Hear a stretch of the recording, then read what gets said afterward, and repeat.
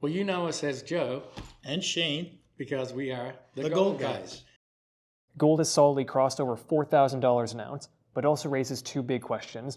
First, what's driving the surge? And second, what does it mean for the US economy right now? Let's break it down.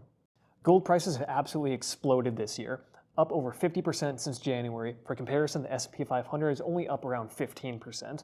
As of October 7th, gold has solidly crossed over $4,000 an ounce, with some analysts expecting the price to keep rising.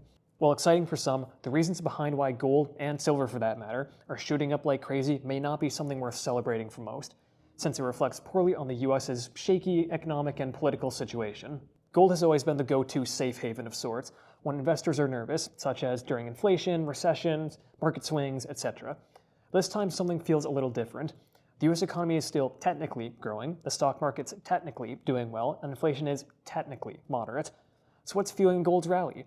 First, economic uncertainties amplified by the recent US government shutdowns. Second, federal rate cuts which make assets like gold much more attractive. Third, rising global demand, especially from central banks reacting to geopolitical tensions.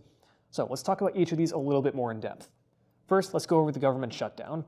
During the government shutdown, no official economic data is being released, making it harder for investors and economists alike to assess growth and job trends, even if ultimately those numbers will be heavily revised 6 months later. Second, let's look at the Federal Reserve and interest rates. In September, the Fed made its first interest rate cut since 2024 and hinted at more later this year. This makes gold and other non-yielding assets much more appealing than bonds would be. And third, global demand is driving prices up. Beyond the US, central banks around the world are holding up gold prices because everyone is buying.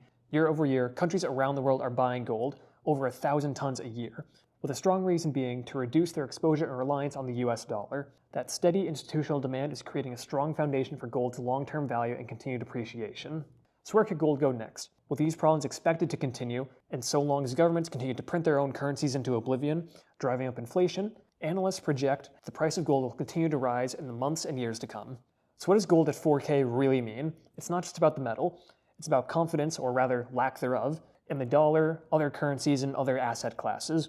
When investors feel unsure about politics, the economy, or the future, they turn to gold as financial insurance.